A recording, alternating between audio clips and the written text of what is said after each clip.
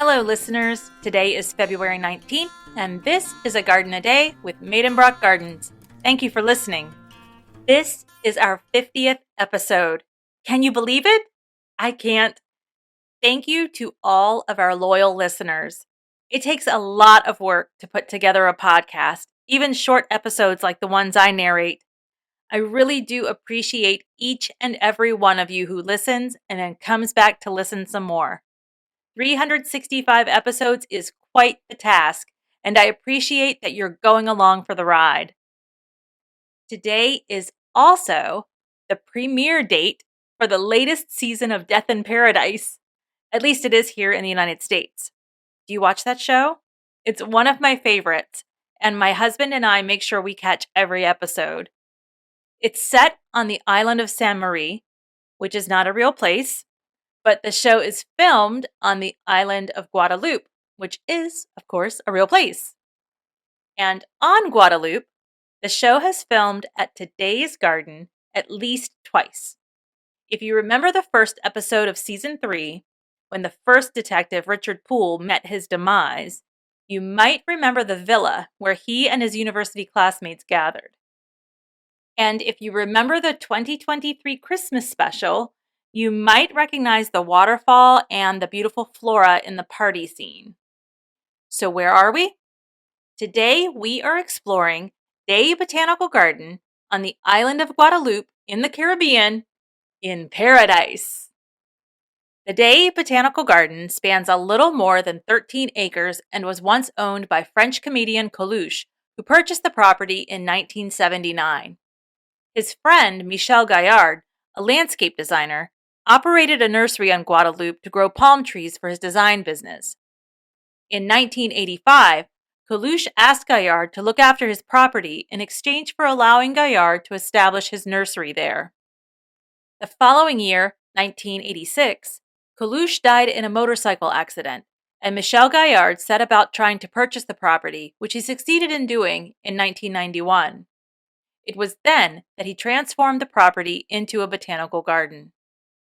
He accomplished the task in only 14 months, with himself acting as designer and assistance from landscape architect Didier Roussel, Richard Routhier, Daniel Pouget, and about 40 employees, all from the village of Deshaies, which viewers of Death in Paradise will recognize as the village of Honoré. The garden includes many native species, including the West Indian locust tree, the red gum tree, the country pear tree, and mango. The botanical garden includes an Asian garden complete with koi pond, lotus, and papyrus, and an arid garden with succulents, cacti, euphorbias, and agave. The garden also includes the Explorer's Garden, which shows a variety of plants exchanged between different parts of the colonized world. In a meadow that extends to the Caribbean Sea, visitors will find many tropical ornamental trees, including baobab, jacaranda, and breadfruit. And of course, there are many palm trees found within the garden. The botanical garden includes a practical garden, one they call the Simple Garden, modeled on medieval monastic gardens. This is a garden with plants of medicinal value. Plants aren't the only colorful specimens to see at the botanical garden. Many brightly colored birds make their home in the garden's aviary or visit regularly. Lorikeets, macaws, hummingbirds, and pink flamingos, to name a few. And don't forget the other creatures in the garden. The garden is home to koi, of course, in the pond I mentioned earlier, and also Guadeloupean goats. The botanical garden recognizes the value of biodiversity and is working to protect plants native to Guadeloupe. Currently, there are 256 species of Guadeloupe flora threatened with extinction. The garden has put protective measures in place to aid native plants and manage the land in a responsible manner.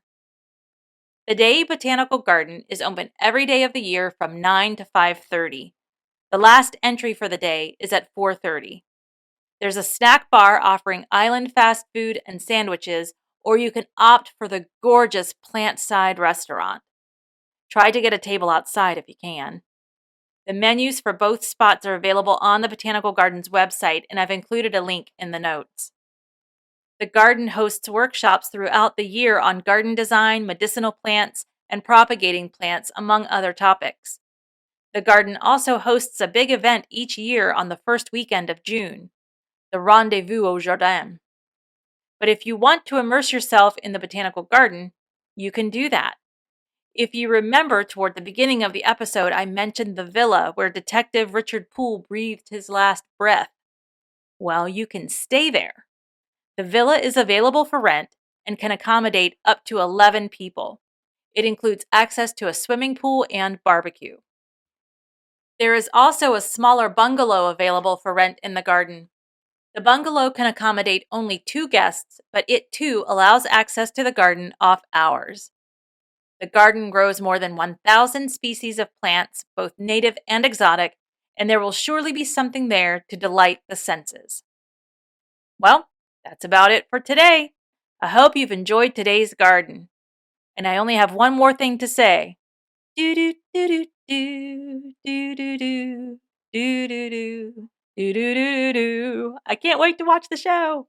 Thank you so much for listening. Join me tomorrow to find out where we're going next. I release a new episode every single day. As a reminder, you can learn more about the gardens featured on A Garden a Day by clicking on the links in the notes or by visiting our website at gardenaday.com. And if you like A Garden a Day, and I hope you do, please consider liking, subscribing, and telling your friends. If you're able, please also consider giving us a 5-star review. It lets me know you like the show, and it also helps others find the podcast. I really do appreciate your support. If all goes well, I'll be right back here tomorrow. See you then.